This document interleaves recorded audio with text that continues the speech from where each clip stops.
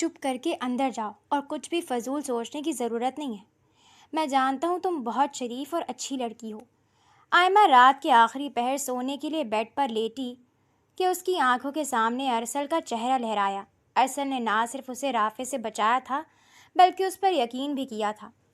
ارسل کے بارے میں سوچتے ہوئے اس کا چہرہ کھل اٹھا تھا اور وہ آنکھیں چمک رہی تھیں۔ چچی جان، آئندہ سے بغیر ناشتے کے مت آنے دیجیے گا۔ ارسل کی اپنے لیے فکر یاد کرتے آئمہ کا چہرہ سرخ ہو چکا تھا۔ وہ شرما کر اپنا چہرہ تکیے میں چھپاتی نیند کی وادیوں میں کھو گئی۔ صبح کا سورج اپنے عروج پر تھا۔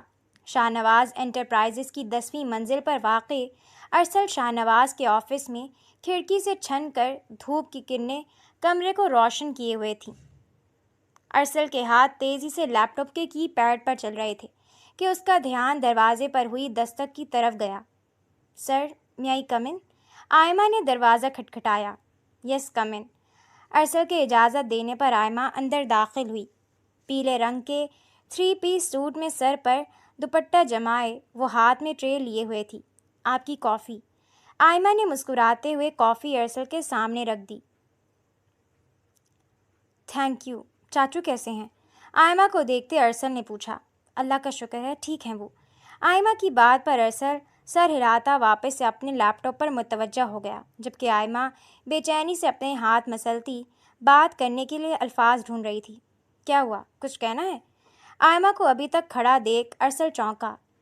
وہ، آپ کا شکریہ۔ آپ نے رافع کی نہیں میری بات پر یقین کیا۔ آئمہ مشکور انداز میں بولی۔ ارے اس میں شکریہ کی کیا بات ہے؟ میں جانتا ہوں تمہیں، اٹس اوکے۔ ارسل مسکراتے ہوئے بولا۔ ارسل، میں… آئمہ کی آواز کانپ رہی تھی۔ آئمہ، کوئی پریشانی ہے گھر میں؟ سب ٹھیک تو ہے نا؟ ارسل آئمہ کی کانپتی آواز پر چونکتا اس کے سامنے آ کھڑا ہوا۔ آسمانی رنگ کی شرٹ پر سیاہ رنگ کی پینٹ پہنے وہ لمبا چوڑا شخص آئمہ کا دل دھڑکا گیا تھا۔ ارسل، میں آپ کو بہت پسند کرتی ہوں۔ جس طرح آپ میرا خیال رکھتے ہیں، میرے لیے فکر مند ہوتے ہیں، مجھے سب بہت اچھا لگتا ہے۔ آپ مجھے اچھے لگنے لگے ہیں۔ آئمہ سر جھکاتی اپنی آنکھیں بند کیے اپنے دل کی بات کہہ گئی، جبکہ دوسری جانب ارسل کی طرف سے بالکل خاموشی تھی۔ آئمہ نے جیسے ہی سر اٹھایا، ارسل آنکھوں میں بے انتہا غصہ لیے اسے گھور رہا تھا۔ تم سمجھتی کیا ہو خود کو؟ میں نے تمہاری تھوڑی سی مدد کیا کر دی؟ تم اپنے آپ کو ہواؤں میں اڑتا سمجھنے لگی۔ کم سے کم یہ بات کہنے سے پہلے اپنے اور میرے سٹیٹس کا ہی سوچ لیتی۔ کہاں میں اور کہاں تم؟ ارسل کی تحقیر بھری آواز آئمہ کا دل پل بھر میں چکنا چور کر گئی۔ میں تمہاری مدد یا خیال صرف اس لیے رکھ رہا تھا کیونکہ تم میرے چاچو کی بیٹی ہو، ایک کزن کی حیثیت سے، اس سے زیادہ کچھ نہیں۔ میں کل بھی رباب سے محبت کرتا تھا اور آج بھی اسی سے محبت کرتا ہوں۔ دوبارہ ایسی فضول بات کی تو سیدھا چچا جان سے بات کروں گا میں۔ جاؤ اب یہاں سے۔ ارسل کے غصے سے دھاڑنے پر آئمہ آنکھوں میں نمی لیے اپنے ٹوٹے دل کی کرچیاں لے کر فوراً آفس سے باہر نکل گئی۔ پاگل، محبت کرتی ہوں آپ سے، ارسل غصے سے اپنے بالوں میں ہاتھ پھیرتا ٹہل رہا تھا کہ اس کا فون بج اٹھا۔ کسی انجان نمبر سے کال آ رہی تھی۔ ہیلو، کون؟ ارسل نے فون اٹھاتے پوچھا۔ ہیلو ارسل، میں رباب۔ مجھے تم سے بہت ضروری بات کرنی ہے۔ جلدی سے ہمارے گھر کے پاس والے کیفے میں آ جاؤ، اور ہاں، دوبارہ اس نمبر پر کال مت کرنا، یہ دادا جان کا فون ہے۔ رباب نے گھبراتے ہوئے کہا۔ تم فکر مت کرو، میں فوراً آ رہا ہوں۔ ارسل نے مسکرا کر کہتے اپنا فون بند کیا اور گاڑی کی چابی اٹھاتا آفس سے باہر نکل گیا۔ کیفے میں معمول کی طرح رش تھا۔ کونے والی ٹیبل پر ارسل کب سے بیٹھا رباب کا انتظار کر رہا تھا، مگر وہ آئی ہی نہیں تھی۔ تھوڑی دیر بعد سفید رنگ کی فراک کے ساتھ چوڑی دار پاجامہ پہنے، سر پر دوپٹہ جمائے، کندھوں پر براؤن رنگ کی شال لیے رباب چلتی ہوئی ارسل کے سامنے آ بیٹھی۔ اس کا چہرہ غیر معمولی طور پر فکر مند دکھائی دے رہا تھا۔ کیسی ہو رباب؟ ارسل نے رباب کو دیکھتے مسکراتے ہوئے پوچھا۔ چھوڑو مجھے، تمہاری امی نے زمل کی کسٹڈی کے لیے کیس کیا ہے، کیسے کر سکتی ہیں وہ؟ رباب غصے سے بولی۔ کیا؟ مجھے اس بارے میں نہیں پتہ۔ ارسل رباب کی بات سنتا حیران ہوا۔ پلیز ارسل، تم یاسمین آنٹی کو سمجھاؤ کہ وہ یہ کیس واپس لے لیں، سہراب بہت پریشان ہے۔ رباب پریشانی سے بولی۔ تم فکر مت کرو، میں امی کو سمجھاؤں گا، وہ یہ کیس واپس لے لیں گی، مگر تمہیں بھی بدلے میں میری بات ماننی پڑے گی۔ ارسل نے اپنے ہاتھ آپس میں جوڑتا سیدھا ہو کر بیٹھا۔ کیسی بات؟ رباب نے ناسمجھی سے ارسل کو دیکھا۔ تم سہراب سے طلاق لے لو، ارسل نے سکون سے کہتے رباب کا سکون غارت کیا۔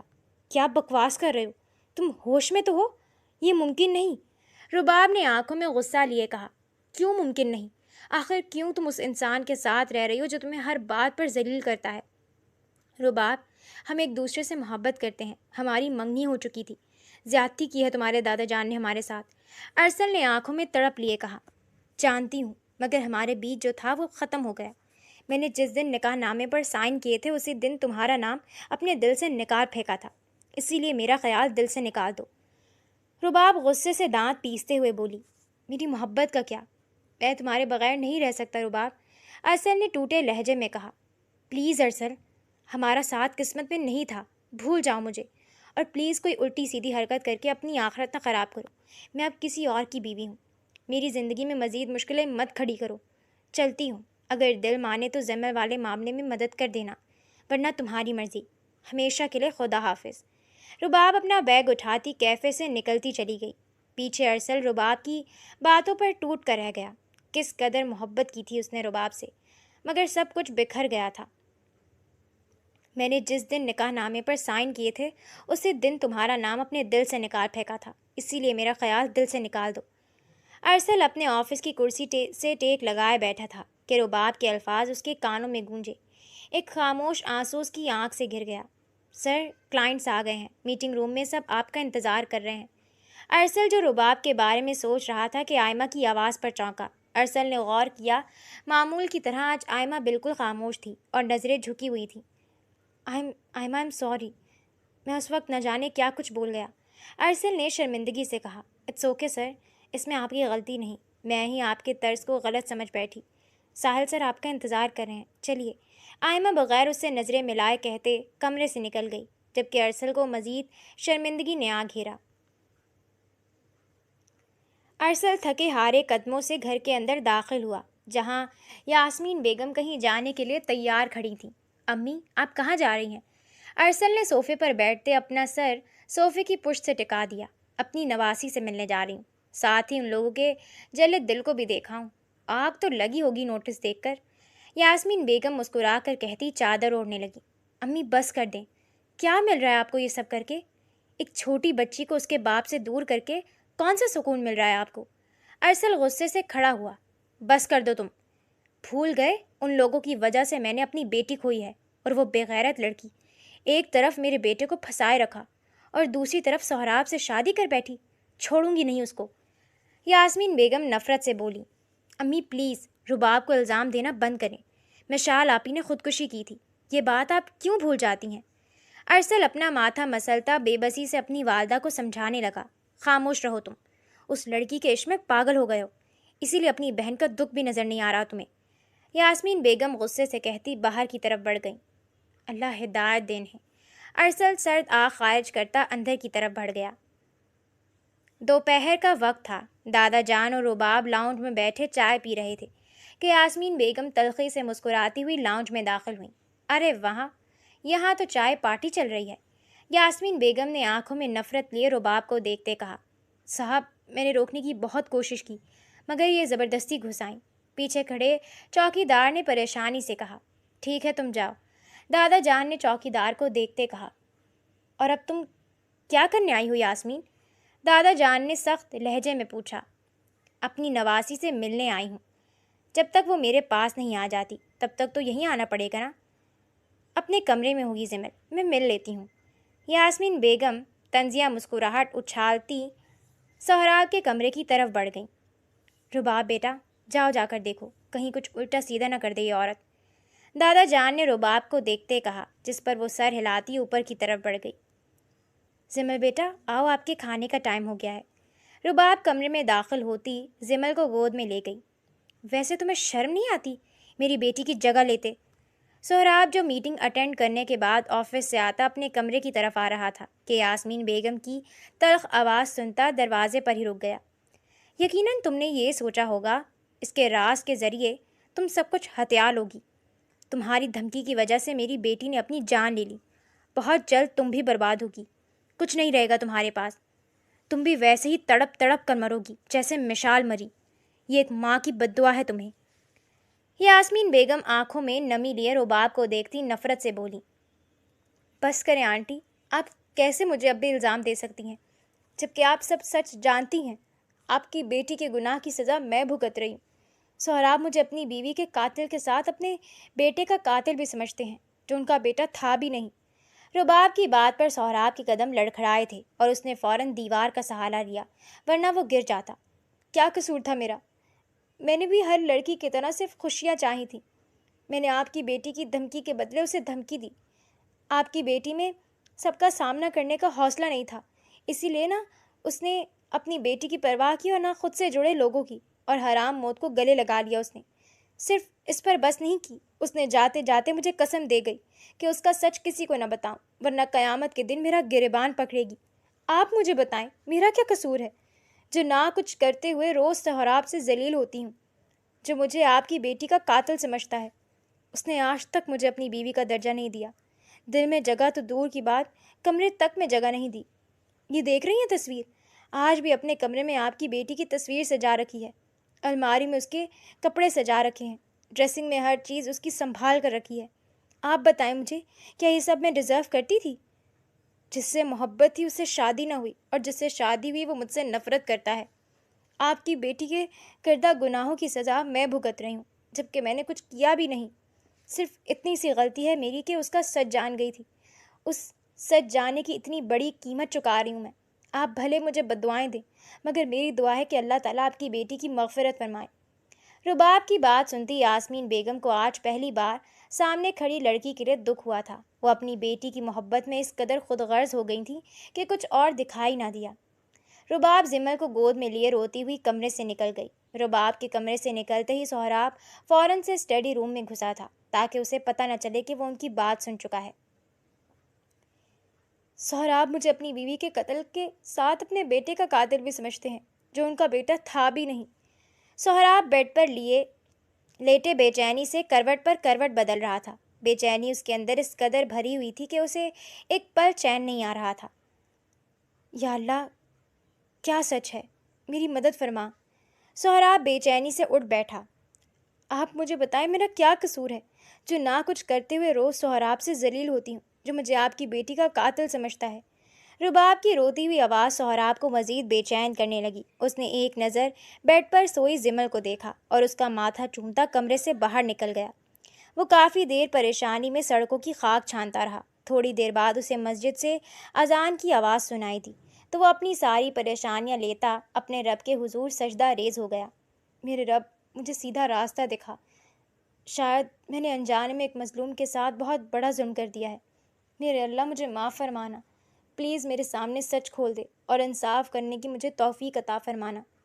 मेरे रब, मैं तो ख़ताओं का पुतला हूँ। जानता हूँ मुझसे बहुत गलतियाँ हुई हैं, मगर मेरे पास तेरे अलावा कोई दर नहीं जहाँ मैं जा सकूँ। मेरे अल्लाह, प्लीज़ मुझ पर अपना करम कर और मुझे सीधा रास्ता दिखा। सच्चाई मेरे सामने ले आ। मस्जिद के सहन में सोहराब खानज़ादा इस वक्त सजदे में गिर कर बुरी तरह रो रहा था।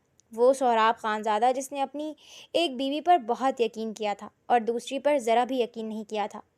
आज वो फूट फूट कर रोता अपने गुनाहों की माफ़ी मांग रहा था। सोहराब न जाने कब तक मस्जिद के सहन में बैठा रहा कि उसे वक्त का अंदाज़ा ही नहीं हुआ।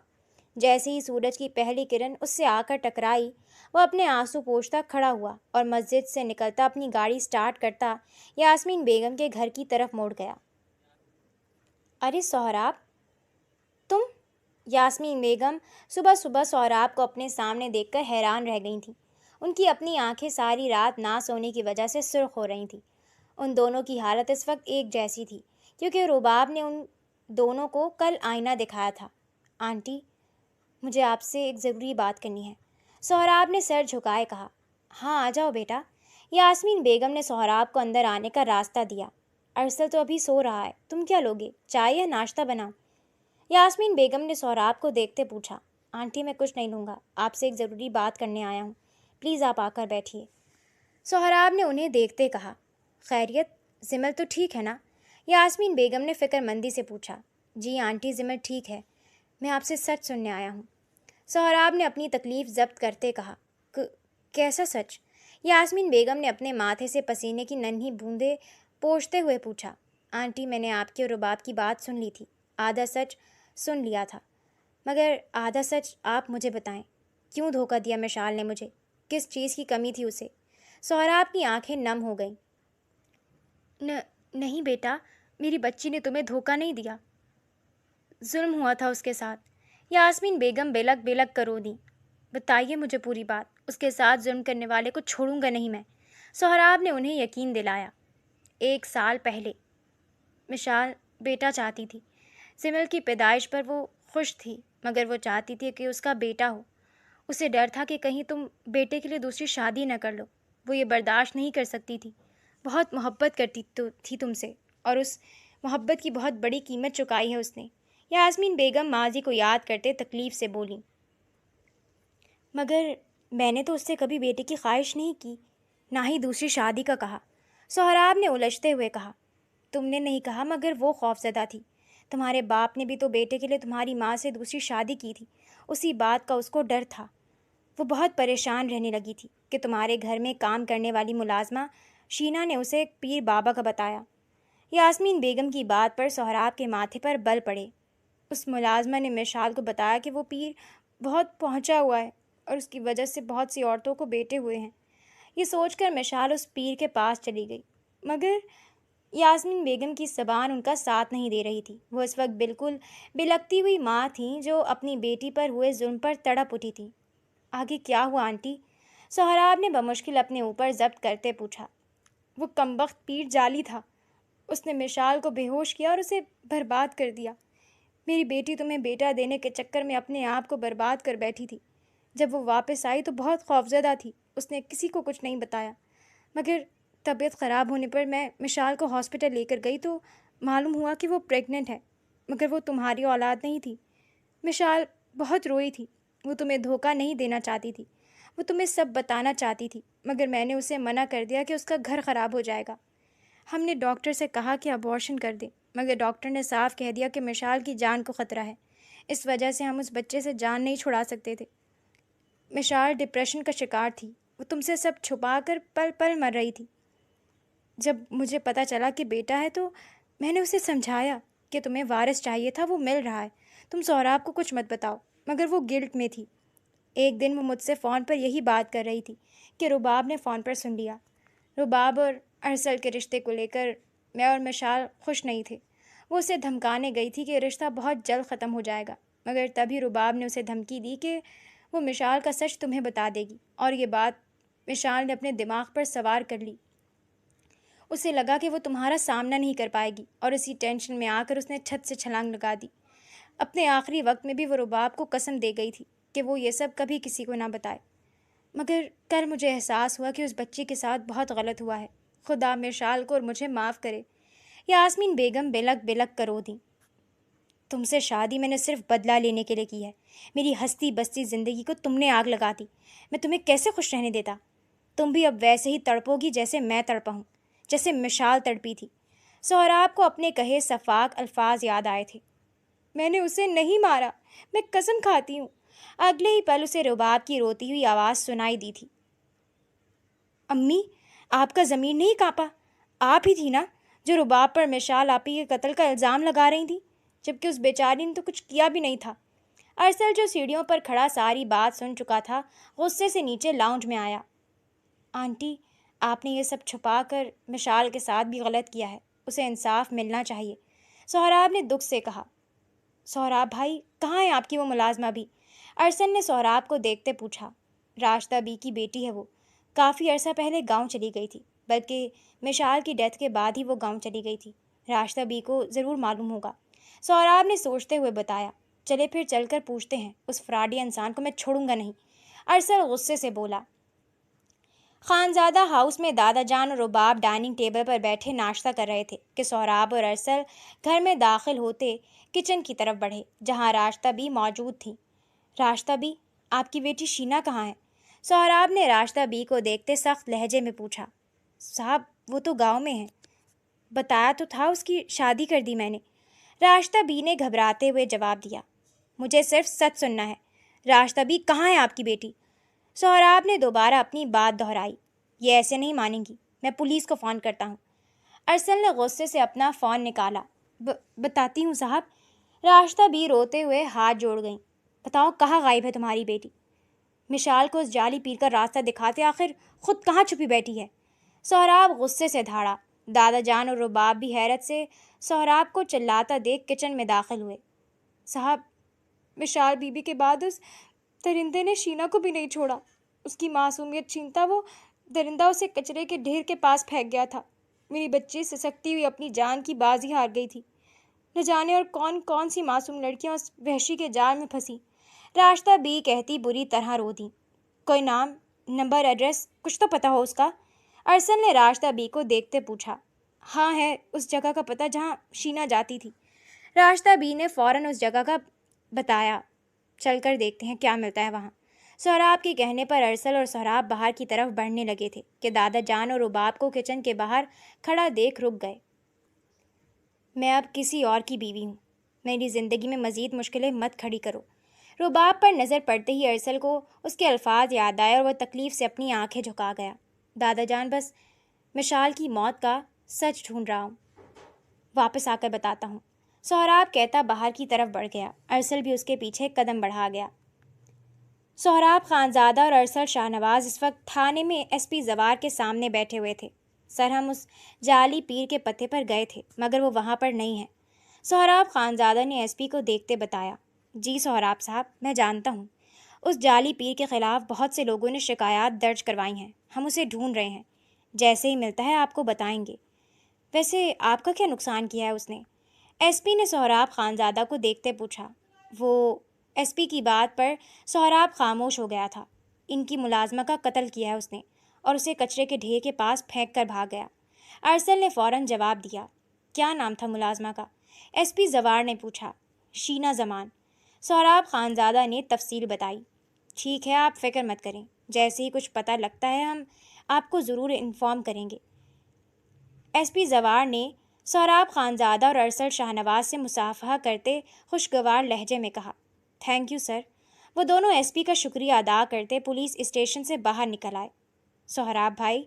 سہراب جو اپنی گاڑی کی طرف بڑھنے لگا تھا، ارسل کی آواز پر رک گیا۔ میں جانتا ہوں مجھے کہنا تو نہیں چاہیے مگر آپ نے رباب کے ساتھ اچھا نہیں کیا۔ بچپن سے وہ محرومیوں کا شکار رہی ہے، نہ باپ کی شفقت ملی اور نہ خاندان کا پیار۔ وہ ہمیشہ سے بس تھوڑی سی توجہ اور پیار چاہتی تھی۔ بہت معصوم ہے وہ لوگ اسے آسانی سے استعمال کر لیتے ہیں۔ پہلے جب مجھے معلوم ہوا کہ اس کی آپ سے شادی ہو گئی ہے تو مجھے بہت غصہ آیا تھا، مگر اب میں سمجھ چکا ہوں کہ ہم نصیب سے نہیں لڑ سکتے، وہ آپ کا نصیب تھی۔ پلیز اسے مزید دکھ مت دیجیے گا، آپ کی تھوڑی سی محبت اور توجہ سے وہ واپس سے کھل اٹھے گی۔ ارسل نے سہراب کے کندھے پر ہاتھ رکھتے کہا۔ تھینک یو یار، میں پوری کوشش کروں گا کہ اپنی غلطیوں کا ازالہ کر سکوں، اور میری دعا ہے کہ تمہیں ایسی ساتھی ملے جو تمہیں مکمل کر دے، سہراب نے مسکراتے ہوئے کہا۔ ارسل سہراب کی بات پر مسکرا دیا اور وہ دونوں گلے لگتے اپنی اپنی راہ پر گامزن ہو گئے۔ یہ ایک بزنس پارٹی کا منظر تھا جہاں ملک کے بڑے بڑے بزنس مین آئے ہوئے تھے۔ ارسل شاہ نواز بلیک کلر کے ڈنر سوٹ میں ملبوس پارٹی میں داخل ہوا تو کئی نظریں اس کی طرف اٹھی تھیں۔ اس نے اپنے آفس کے سٹاف کو بھی انوائٹ کیا تھا۔ ارسل کی بے چین نظریں کسی کو بے صبری سے ڈھونڈ رہی تھیں اور پھر وہ اسے نظر آ گئی۔ سیاہ رنگ کی شفون کی فراک پہنے، گولڈن جولری پہنے، ہلکا سا میک اپ کیے وہ بہت پیاری لگ رہی تھی۔ ارسل شاہ نواز قدم اٹھاتا اس کی طرف بڑھا۔ آئمہ، مجھے تم سے بات کرنی ہے۔ ارسل نے مسکراتے ہوئے آئمہ کی طرف دیکھا۔ مگر مجھے آپ سے کوئی بات نہیں کرنی، آئمہ نے رخ پھیرتے کہا۔ آئمہ، میں جانتا ہوں مجھے تم سے ایسے بات نہیں کرنی چاہیے تھی، آئی ایم سو سوری، پتہ نہیں مجھے کیا ہو گیا تھا، ارسل نے شرمندگی سے کہا۔ ہائے ارسل، کیسے ہو؟ اس سے پہلے کہ آئمہ کو جواب دیتی، ایک لڑکی مسکراتی ہوئی ارسل کے پاس آئی۔ وہ ملک کے مشہور بزنس مین کی بیٹی سدرا تھی۔ میں ٹھیک ہوں، تم کیسی ہو؟ ارسل نے چہرے پر زبردستی کی مسکراہٹ سجاتے کہا۔ پلیز کیا تم میرے ساتھ ڈانس کرو گے؟ اس سے پہلے کہ ارسل انکار کرتا، وہ لڑکی زبردستی ارسل کو کھینچ کر ڈانس فلور پر لے گئی۔ سب لوگوں کی نظریں ان دونوں پر تھیں۔ آئمہ غصے سے اس لڑکی کو دیکھ رہی تھی جو جان بوجھ کر ارسل سے قریب ہونے کی کوشش کر رہی تھی۔ ایکسکیوز می، کیا آپ میرے ساتھ ڈانس کریں گی؟ آئمہ غصے سے ارسل اور اس کے ساتھ ڈانس کرتی لڑکی کو گھور رہی تھی کہ ایک نوجوان جس نے بلو کلر کا ڈنر سوٹ پہنا ہوا تھا اس نے آئمہ سے پوچھا۔ شور، آئمہ نے بغیر کچھ کہے سوچے سمجھے ارسل کو جلانے کے لیے حامی بھر لی۔ گانا تیز آواز میں بج رہا تھا اور ایک طرف ڈانس فلور پر ارسل اور سدرا تو دوسری طرف آئمہ اور وہ نوجوان ڈانس کر رہے تھے۔ سب لوگ محو ہو کر ان چاروں کو دیکھ رہے تھے جو ایک ساتھ بہت پیارے لگ رہے تھے۔ ارسل نے غصے سے آئمہ کو دیکھا۔ ڈانس کے بیچ میں ارسل اور اس نوجوان نے اپنی ڈانس پارٹنر کو گھمایا کہ سدرا گھومتی ہوئی اس نوجوان کے پاس آ گئی جبکہ آئمہ گھومتی ہوئی ارسل کے پاس آ گئی۔ ارسل نے قیمتی متاع کی طرح آئمہ کو کمر سے تھاما اور ہلکے ہلکے ڈانس سٹیپ لینے لگا۔ چھوڑے مجھے، آئمہ غصے سے دبا دبا چلائی۔ کبھی بھی نہیں، تمہیں تو اب کبھی نہیں چھوڑوں گا، بہت مشکل سے ہاتھ آئی ہو۔ ارسل نے مسکراتے ہوئے آئمہ کی آنکھوں میں آنکھیں ڈال کر کہا۔ ارسل کا سرسراتا لمس آئمہ کو اپنی کمر پر محسوس ہوا تو اس کا دل تیزی سے دھڑکنے لگا۔ آئمہ، میں سوچ رہا ہوں کہ ہماری بیٹی کے بال بھی تم پر جائیں، بالکل گڑیا لگے گی وہ۔ ارسل نے آئمہ کے بال چھوتے ہوئے آئمہ کو آنکھ ماری۔ Shut up! آئمہ غصے سے اس کے حصار سے نکلتی واش روم کی طرف بھاگی۔ میوزک بند ہو چکا تھا اور سب لوگ ان کے لیے تالیاں بجا رہے تھے۔ ارسل کے چہرے پر جاندار مسکراہٹ آ گئی جسے وہ چھپاتا فوراً آئمہ کے پیچھے بڑھا۔ آئمہ، میں سوچ رہا ہوں کہ ہماری بیٹی کے بال بھی تم پر جائیں، بالکل گڑیا لگے گی وہ۔ آئمہ واش روم میں آئی تو اس کا دل زور زور سے دھڑکنے لگا۔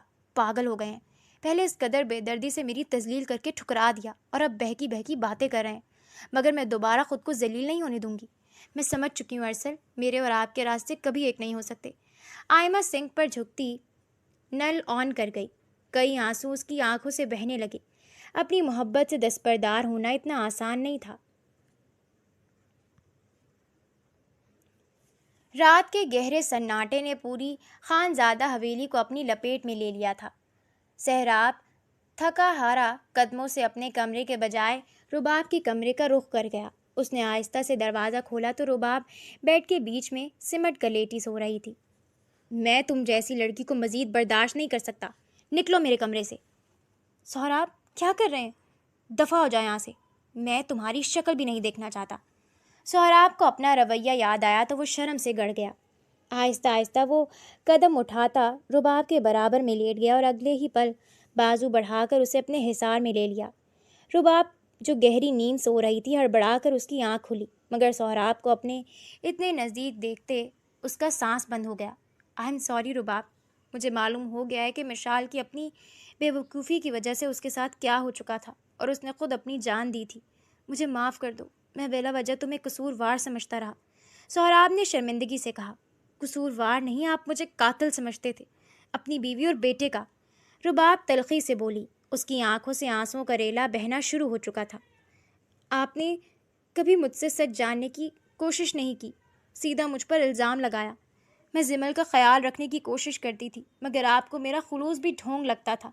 جب سے ہماری شادی ہوئی آپ نے مجھے کبھی عزت نہیں دی، ہمیشہ ذلیل کر کے مجھے میری اوقات دکھائی ہے۔ رباب کہتی پھوٹ پھوٹ کر رو دی۔ سہراب کچھ نہ بولا بلکہ اسے اپنے ساتھ لگائے رونے دیا۔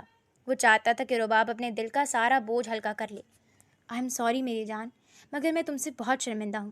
گزرا ہوا وقت واپس تو نہیں لا سکتا، مگر وعدہ کرتا ہوں کہ تمہیں ہر خوشی دینے کی کوشش کروں گا۔ اگر تم مجھے موقع دو تو میں تمہیں اپنے دل کی رانی بنا کر رکھوں گا۔ سہراب نے رباب کا رخ اپنی طرف کر کے اس کے ماتھے پر بوسہ دیا۔ سہراب کے لمس پر رباب اندر تک کانپ کر رہ گئی۔ مجھے نہیں کرنا آپ کو معاف، آپ بہت برے ہیں۔ میری یونیورسٹی بھی چھڑوا دی، مجھے کمرے سے بھی نکال دیا، میں آپ سے کبھی بات نہیں کروں گی۔ رباب نے ناراض لہجے میں کہا۔ وعدہ کرتا ہوں یونیورسٹی بھی خود لے کر جاؤں گا اور اپنے کمرے میں بھی۔ تم بتاؤ، میرے ساتھ زندگی گزارنے کے لیے تیار ہو؟ سہراب نے آنکھوں میں محبت کا سمندر لیے رباب سے پوچھا۔ مجھے تھوڑا وقت، تم ایسے نہیں مانو گی۔ رباب نے نخرہ دکھانا چاہا کہ سہراب نے اس کے الفاظ سلب کر دیے۔ آئی لو یو۔ سہراب نے محبت سے رباب کے کان میں سرگوشی کی۔ رباب آنکھوں میں نمی لیے اپنا سر سہراب کے سینے پر رکھ کر آنکھیں موند گئی۔ اتنی آزمائشوں کے بعد آج اس کو اس کے صبر کا پھل ملا تھا۔ سہراب نے اسے دل و جان سے قبول کر لیا تھا۔ باہر چاند ان کے ملن پر شرماتا بادلوں کی اوٹ میں چھپ گیا تھا۔ معمول کی طرح ارسل اپنے آفس میں بیٹھا لیپ ٹاپ پر کام کر رہا تھا کہ اس کے ذہن میں آئمہ کا عکس ابھرا۔ اس نے مسکراتے ہوئے آئمہ کو اپنے کیبن میں بلایا۔ مس آئمہ، میرے لیے کافی لائیے۔ ارسل نے شرارتی مسکراہٹ چہرے پر لیے کہا۔ آئمہ بغیر کچھ کہے کافی رکھ کر جانے لگی کہ اس کا فون بج اٹھا۔ کس کا فون ہے؟ ارسل نے مسکرا کر آگے بڑھتے اس کے ہاتھ سے فون اچک لیا۔ کیا مسئلہ ہے آپ کے ساتھ؟ آئمہ چہرے پر غصہ لیے بولی۔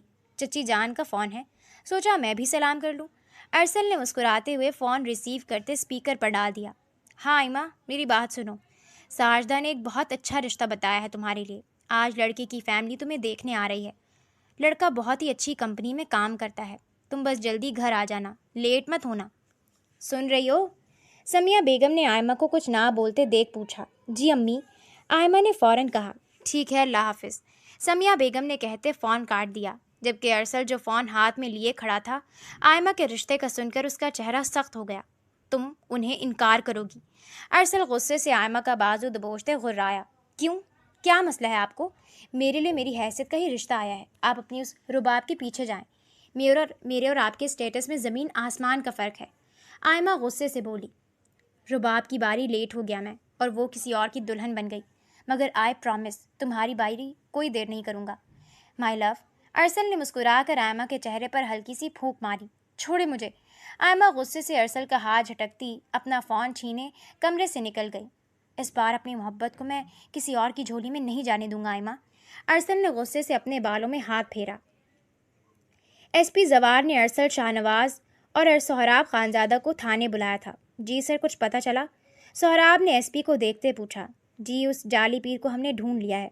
بہت سی لڑکیوں کی زندگی تباہ کی تھی اس نے، مگر جو لوگ خدا کی نافرمانی کرتے ہیں نا، انہیں ہم پولیس سزا نہیں دیتی، بلکہ خدا خود ان کو ایسی عبرتناک مثال بناتا ہے کہ عام انسان کی روح کانپ جائے۔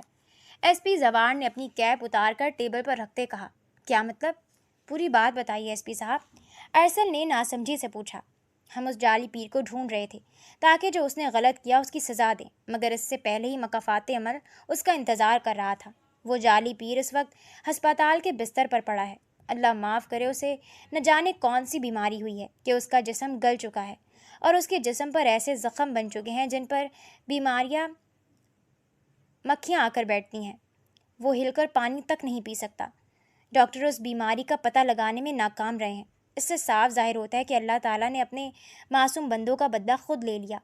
ایس پی زوار کی بات پر وہ دونوں ان سے مصافحہ کرتے خاموشی سے نکل آئے۔ انسان بھی نہ جانے اپنی نفسانی خواہشات کے چکر میں حرام حلال کی تمیز ہی بھلا دیتا ہے۔ ارسل نے افسوس سے کہا۔ چلو چھوڑو، اللہ تعالیٰ کا شکر ہے جس نے مشال، شینا اور باقی لڑکیوں کے ساتھ انصاف کیا۔ ہم چل کر یہ خبر یاسمین آنٹی اور گھر والوں کو بتاتے ہیں، سہراب نے مسکراتے ہوئے کہا۔ خانزادہ حویلی کو آج دلہن کی طرح سجایا گیا تھا، کیونکہ زمل کی سالگرہ تھی اور وہ 3 سال کی ہو چکی تھی۔ سہراب سفید رنگ کے کرتا شلوار میں سیڑھیاں اترتا نیچے آیا تو اس کی نظر گھر میں داخل ہوتے یاسمین بیگم اور ارسل پر پڑی۔ السلام علیکم۔ سہراب مسکرا کر ان سے ملا۔ وعلیکم السلام۔ یہ بتاؤ میری پری کہاں ہے؟ یاسمین بیگم نے مسکراتے ہوئے پوچھا۔ وہ رباب اسے تیار کر رہی ہے، سہراب نے مسکراتے ہوئے بتایا۔ نانو، زمل یاسمین بیگم کو دیکھتی فوراً سیڑھیاں اترتی ان کی طرف بھاگی۔ نانی کی جان، یاسمین بیگم نے زمل کو گود میں لیا۔ السلام علیکم۔ رباب نے یاسمین بیگم کو دیکھتے دھیمے سے سلام کیا۔ وعلیکم السلام۔ اللہ تعالیٰ کی کرم سے مشال کو انصاف مل گیا۔ میں جانتی ہوں رباب، میرا اور مشال کا تم سے کبھی اچھا رویہ نہیں رہا، مگر تم نے مجھے اس دن احساس دلایا کہ واقعی میں تم پر بلا وجہ کا الزام لگا کر میں نے کتنا گناہ کیا۔ مجھے معاف کر دو بیٹا، میں بہت شرمندہ ہوں۔ یاسمین بیگم نے نم آنکھوں سے رباب کے آگے ہاتھ جوڑے۔ آنٹی پلیز معافی مت مانگیں، میں نے آپ کو معاف کر دیا ہے۔ رباب نے مسکراتے ہوئے کہا۔ ایسا ہے تو پھر میری بیٹی بن جاؤ، سب رشتے وہی ہیں، بس مشال کی کمی کو تم نے پورا کر دیا۔ آج سے تم میری بیٹی، بولو منظور ہے؟ یاسمین بیگم نے مسکراتے ہوئے پوچھا، جس پر رباب نے سر ہلایا تو یاسمین بیگم نے رباب کو گلے لگا لیا۔ چلو بھائی، باہر سب مہمان آ گئے ہوں گے۔ دادا جان نے اپنے کمرے سے نکلتے سب کو باہر لان میں چلنے کا اشارہ کیا، جہاں سارا انتظام کیا گیا تھا۔ دادا جان، باہر جانے سے پہلے ایک خوشخبری سنانا چاہتا ہوں میں۔ سہراب نے سفید رنگ کا غرارہ اور لانگ شرٹ پر کندھے پر دوپٹہ لیے رباب کو اپنے حصار میں لیا، جس پر وہ شرم سے سر جھکا گئی۔ کیا بات ہے، بولو؟ دادا جان نے ناسمجھی سے پوچھا۔ بہت جلد زمل کی بہن یا بھائی آنے والا ہے۔ سہراب کی بات پر سب مسکراتے رباب کو دعائیں دینے لگے۔ تھوڑی دیر بعد کیک کٹ کیا گیا، ہر طرف خوشی کا ماحول تھا۔ سلمان بھائی، سمیہ بھابھی، آپ لوگ آئے، مجھے بہت اچھا لگا۔ شاہ نواز کے جانے کے بعد میں جانتی ہوں میں الگ ہو گئی تھی، مگر اب مجھے سمجھ آ گیا ہے کہ اپنوں سے ہی زندگی میں رنگ ہوتے ہیں۔ یاسمین بیگم نے شرمندگی سے اپنے دیور اور دیورانی کو دیکھتے کہا، کوئی بات نہیں بھابھی، ہم بھی سب بھلا چکے ہیں، یہ مٹھائی ہم آپ کے لیے لائے تھے۔ سلمان صاحب نے یاسمین بیگم کی طرف مٹھائی کا ڈبہ بڑھایا۔ ارسل جو دادا جان کے کہنے پر یاسمین بیگم کو بلانے آیا تھا، سلمان صاحب کی بات پر رک گیا۔ کس بات کی مٹھائی؟ یاسمین بیگم نے ناسمجھی سے پوچھا۔ ماشاءاللہ سے آئمہ کا رشتہ طے ہو گیا ہے۔ سلمان صاحب کی بات سنتے ارسل نے غصے سے آئمہ کی طرف دیکھا جو سر جھکائے بیٹھی تھی۔ اچھا، مبارک ہو بہت۔ یاسمین بیگم مسکرا کر ان سے ایکسکیوز کرتی اسٹیج کی طرف بڑھ گئی۔ برتھ ڈے پارٹی بہت اچھی چل رہی تھی، سب لوگ انجوائے کر رہے تھے کہ اچانک سے لائٹ چلی گئی۔ اسی اندھیرے کا فائدہ اٹھاتے ارسل آئمہ کا بازو پکڑتا اسے اندر لاؤنج میں لاتا دیوار سے ٹکا گیا۔ باہر لان میں واپس سے لائٹ آ چکی تھی۔ کیا بدتمیزی ہے یہ! آئمہ نے غصے سے ارسل کی طرف دیکھا۔ بدتمیزی؟ تم کیسے کسی اور سے شادی کر سکتی ہو آئمہ؟ ارسل غصے سے دیوار پر ہاتھ مار گیا۔ آپ کو اس سے کیا؟ آپ اپنے معیار کی لڑکی سے شادی کریں۔ آئمہ کی آنکھوں میں بھی آنسو ٹپکنے لگے تھے۔ Shut up! یہ سچ ہے کہ میں رباب سے محبت کرتا تھا، اور جب تم نے مجھ سے اپنی پسند ظاہر کی تو میں نے غصے میں تمہیں بہت کچھ کہہ دیا، مگر رباب نے مجھے سمجھایا کہ ہم قسمت سے نہیں لڑ سکتے، تو میں نے بھی دل پر پتھر رکھ کے قسمت کے فیصلے کو قبول کر لیا۔ شروع میں تم پر غصہ کرنے پر میں گلٹ میں تھا، مگر آہستہ آہستہ تم میری توجہ اپنی طرف کھینچنے لگی۔ تمہاری معصومیت، سادگی، تمہارا یہ بھولا پن، بلا جھجک اپنی بات کہہ دینا، مجھے سب اچھا لگنے لگا۔ مجھے نہیں معلوم کہ کب رباب اس دل سے نکلی اور تم نے یہاں قبضہ کر لیا۔ آئی ریئلی لو یو آئمہ، اس بار میں کسی کو بھی تمہیں چھیننے نہیں دوں گا۔ ارسل نے نم آنکھوں سے آئمہ کے ہاتھ اپنے ہاتھ میں لیے۔ اب بہت دیر ہو چکی ہے، آئمہ نے قرب سے کہا۔ نہیں، اس بار میں پیچھے نہیں ہٹوں گا، ارسل نے تکلیف سے کہا۔ آئمہ کہاں ہو؟ سمیہ بیگم کی آواز پر آئمہ فوراً ارسل کا ہاتھ چھوڑتی باہر کی طرف بڑھی۔ دوپہر کا وقت تھا۔ اس ایک سال میں بہت کچھ بدل گیا تھا۔ یاسمین بیگم کا غرور پوری طرح پاش ہو چکا تھا۔ آج وہ اپنے دیور کے 2 کمروں کے مکان میں ارسل کے ساتھ موجود تھیں۔ بھائی صاحب، اس دن زمل کی برتھ ڈے پر کھل کر بات نہیں ہو سکی، اسی لیے آج مجھے آنا پڑا، یاسمین بیگم نے مسکراتے ہوئے کہا۔ ارسل سر جھکائے خاموشی سے بیٹھا ہوا تھا، جبکہ آئمہ نے کئی بار چپکے سے اسے دیکھا تھا، مگر ارسل نے اسے ایک بار بھی نہیں دیکھا تھا۔ میں جانتی ہوں سلمان بھائی، یہ بات مناسب نہیں، مگر یہ شاہ نواز کی خواہش تھی۔ پلیز آپ آئمہ کا ہاتھ ارسل کے لیے دے دیں۔ میں وعدہ کرتی ہوں آئمہ کو اپنی بیٹی بنا کر رکھوں گی، اسے میری التجا سمجھ لیں۔ یاسمین بیگم کی بات پر ارسل اور آئمہ نے چونک کر سر اٹھایا۔ مگر بھابھی، آئمہ کا رشتہ تو… سمیہ بیگم حیرانی سے بولیں۔ جانتی ہوں بھابھی، مگر پلیز آپ ان سے معذرت کر لیں، کیونکہ جب تک آپ مجھے آئمہ نہیں دیتے میں نہیں جانے والی۔ یاسمین بیگم کے اتنے مان سے کہنے پر سلمان صاحب اور سمیہ بیگم دونوں نے رضامندی دے دی۔ آئمہ کچن میں کھڑی چائے بنا رہی تھی کہ ارسل پانی پینے کے بہانے کچن میں آ گیا۔ اب کوئی بہانہ نہیں چلے گا، اس بار تم واقعی میرے سے نہیں بچ پاؤ گی، ارسل نے محبت پاش نظروں سے آئمہ کو دیکھتے کہا۔ آئمہ ارسل کی بات پر بلش کر گئی۔ آئی لو یو۔ ارسل مسکراتے ہوئے آئمہ کے ہاتھ پر بوسہ دینے لگا تھا کہ وشما کی آواز پر وہ دونوں چونکے اور ارسل فوراً کچن سے نکل گیا۔ پیچھے آئمہ کی ہنسی چھوٹ گئی۔ امی، یہ بابا نے آپ سے کب کہا تھا میرے آئمہ کے رشتے کے لیے؟ واپسی پر ارسل نے مسکراتے ہوئے یاسمین بیگم سے پوچھا۔ تو اور کیا کہتی؟ شرم لحاظ ہے مجھ میں، اب انہیں یہ کہتی کہ میرا بیٹا آپ کی بیٹی سے بات کرنے کے لیے لائٹیں بند کرواتا پھرتا ہے، اس کی تصویر اپنے فون کے وال پیپر پر لگا رکھی ہے، آپ کی بیٹی پر سے نظریں نہیں ہٹتی میرے بیٹے کی۔ یاسمین بیگم کی بات پر ارسل کا کہا گاڑی میں گونج اٹھا۔ تھینک یو امی، ارسل نے مسکراتے ہوئے کہا۔ ہمیشہ خوش رہو، یاسمین بیگم نے مسکراتے ہوئے اسے دعا دی۔ 4 سال بعد۔ رباب، کیا سوچ رہی ہو؟ سہراب کمرے میں داخل ہوا جہاں اس کی 2 سال کی جڑواں بیٹیاں کاٹ میں سو رہی تھیں اور رباب کھڑکی کے پاس بھرے ہوئے وجود کے ساتھ کھڑی تھی۔ سہراب، اگر اس بار بھی بیٹی ہوئی تو… رباب کی آنکھوں میں آنسو آ گئے۔ اف ہو رباب، میں نے تمہیں عنایا اور مشال کی پیدائش پر کیا کہا تھا کہ اگر بیٹا نہ بھی ہوا تو یہ بیٹیاں ہی میری وارث ہیں۔ تم فکر مت کرو، میں کبھی بیٹے کے لیے شادی نہیں کروں گا۔ اب تم پریشان مت ہو اور اپنی طبیعت مت خراب کرو، سہراب نے کہتے رباب کو گلے سے لگایا۔ سہراب ہسپتال کی سرد راہداری میں آپریشن تھیٹر کے سامنے پریشانی سے ٹہل رہا تھا۔ 3 گھنٹے پہلے رباب کو آپریشن تھیٹر لے جایا گیا تھا۔ ڈاکٹرز کا کہنا تھا کہ اس کا BP کنٹرول نہیں ہو رہا تھا۔ تھوڑی دیر بعد ڈاکٹر باہر آئیں۔ مبارک ہو خان صاحب، بیٹا ہوا ہے۔ ڈاکٹر نے مسکراتے ہوئے پوچھا۔ میری بیوی کیسی ہے ڈاکٹر؟ سہراب نے فکر مندی سے پوچھا۔ اللہ کا شکر ہے وہ بھی ٹھیک ہے، تھوڑی دیر میں آپ ان سے مل سکتے ہیں، ڈاکٹر مسکرا کر کہتی آگے بڑھ گئی۔ سہراب ہاسپٹل کے روم میں داخل ہوا جہاں رباب بستر پر لیٹی ہوئی تھی۔ شکریہ میری جان، سہراب نے مسکراتے ہوئے رباب کے ماتھے پر بوسہ دیا۔ آخر ہماری دعا قبول ہو گئی سہراب، رباب نے مسکراتے ہوئے کہا۔ ہاں میری جان، بس اب تم نے کوئی کام نہیں کرنا، جو کام ہو راشدہ بی کو کہنا، خود کو تھکانے کی بالکل ضرورت نہیں، سہراب نے رباب کو محبت سے دیکھتے کہا۔ رباب نے مسکراتے ہوئے آنکھیں موند لیں۔ کٹھن آزمائشوں کے بعد اللہ تعالیٰ نے اسے اجر عطا کیا تھا۔ ارسل، دیکھیں اس ضدی کو، آئمہ نے رونی صورت بناتے ارسل کو آواز دی۔ کیا ہوا یار؟ ارسل آئمہ کی آواز پر بھاگتا ہوا لان میں آیا اور اپنی 2 سالہ بیٹی کو کیچڑ میں لت پت دیکھ ارسل کی ہنسی چھوٹ گئی۔ ہنسے مت، ابھی اس کو کپڑے چینج کروائے تھے اور میرا دماغ خراب تھا جو وائٹ پہنا دیا۔